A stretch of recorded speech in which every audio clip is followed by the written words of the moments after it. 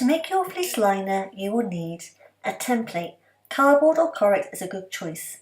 I make the template 1 inch bigger than the size of the cage base. This allows for seams and also shrinkage when the liner is washed. You'll also need some fleece, ideally polar fleece or a fleece that won't pile or fray when cut. For the middle of the liner, you will need something absorbent such as cotton batting or a mattress protector. Some people even use an old towel. It has to be absorbent and wash well. You'll also need scissors, fabric pins or clips, some tailor's chalk or a fabric marker. I like to use a sewing machine, but you can also sew this by hand. Using your template and tailor's chalk, now cut out 2 layers of fleece and 1 of cotton batting or your chosen absorbent middle layer.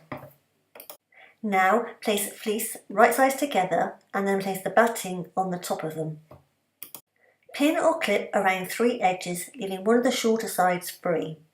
Take to your sewing machine and using a 1/2 inch seam allowance, sew all the way around the 3 edges.